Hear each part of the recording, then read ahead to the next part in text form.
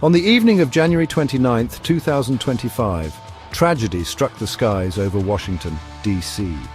American Airlines Flight 5342, a Bombardier CRJ-900 carrying 64 souls, was on its final approach to Reagan National Airport. The flight originated in Wichita, Kansas, and carried passengers returning from the National Figure Skating Championships.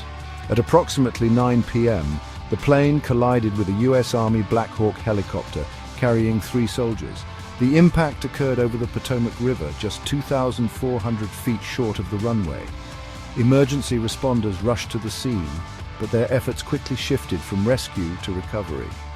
The wreckage of both aircraft was submerged in the icy waters of the Potomac, hampered by strong currents and debris. Sadly, there were no survivors. The crash sent shockwaves through the nation as investigators began to piece together what went wrong. The National Transportation Safety Board immediately launched an investigation into the cause of the accident. While the investigation is ongoing, preliminary reports suggest that miscommunication between air traffic control and the Blackhawk helicopter may have played a role. The helicopter was operating under visual flight rules, meaning the pilot was responsible for maintaining separation from other aircraft. However, it appears that a series of missed communications and misidentifications led to the fatal collision. This tragic incident has brought renewed scrutiny to the safety of Reagan National Airport, particularly its congested airspace and the challenges of managing both commercial and military flights in such close proximity to the nation's capital. The crash serves as a stark reminder of the inherent risks associated with aviation and the importance of constant vigilance in ensuring safety in our skies. Reagan National Airport, while conveniently located just minutes from downtown Washington, D.C., has long been recognized as having inherent safety concerns. The airport's location, nestled along the Potomac River and surrounded by restricted airspace due to its proximity to the Pentagon, White House, and other sensitive government buildings, creates a uniquely challenging environment for air traffic controllers.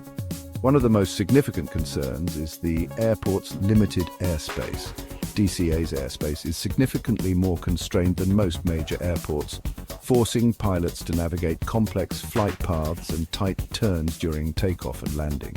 This congested airspace, combined with the mix of commercial, military, and private aircraft, increases the risk of mid-air collisions. Adding to the complexity is the airport's single runway, which handles approximately 90% of DCA's air traffic. This runway is significantly shorter than those at most major airports, leaving little margin for error during landings, particularly in adverse weather conditions. Over the years, there have been numerous reports of near collisions and runway incursions at DCA, highlighting the precarious nature of the airport's operations. Despite these concerns, DCA remains one of the busiest airports in the country, handling millions of passengers annually. The airport's proximity to the nation's capital makes it a popular choice for business travelers and government officials, but it also means that any incident at DCA carries the potential for significant national impact.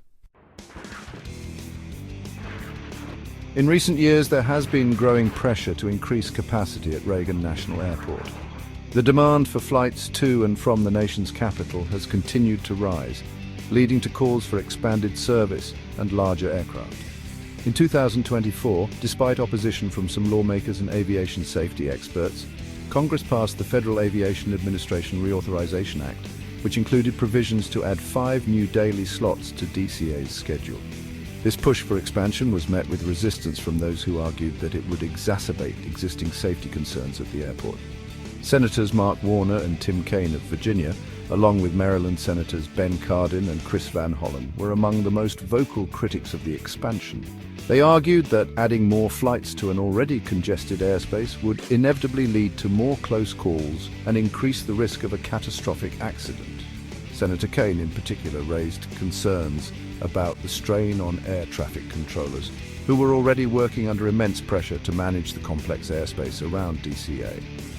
He cited instances where controllers had to intervene to prevent near collisions, highlighting the potential for human error in an already challenging environment.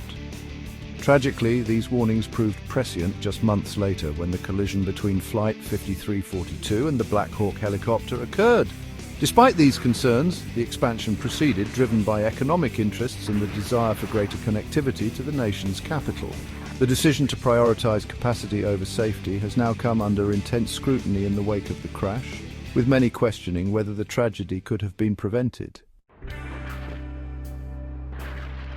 The tragic collision at Reagan National Airport serves as a wake-up call for the aviation industry and policymakers alike. It is a stark reminder that safety must always be the paramount concern, particularly in complex and congested airspaces like DCA. The investigation into the crash will undoubtedly reveal specific contributing factors, but it is essential to look beyond the immediate causes and address the systemic issues that have plagued DCA for years. First and foremost, the FAA must prioritize safety over capacity at DCA. This means re-evaluating the recent expansion and considering whether it is prudent to continue adding flights to an already overburdened airspace. The agency should also explore ways to reduce congestion at DCA, such as optimizing flight paths, implementing time-based metering for arrivals and departures, and potentially shifting some flights to alternative airports in the region. Furthermore, the FAA must invest in technology and training to enhance safety at DCA. This includes upgrading air traffic control systems, improving communication protocols between pilots and controllers, and providing ongoing training for controllers to handle the unique challenges of DCA's airspace. Additionally, the agency should consider implementing stricter requirements for aircraft operating in DCA's airspace, particularly those flying under visual flight rules. The tragedy at Reagan National is a reminder that even in the safest mode of transportation, accidents can and do happen. It is our collective responsibility to learn from this tragedy and take meaningful steps to prevent similar incidents from occurring in the future. The skies above our nation's capital, and indeed across the country, must be safe for all who fly.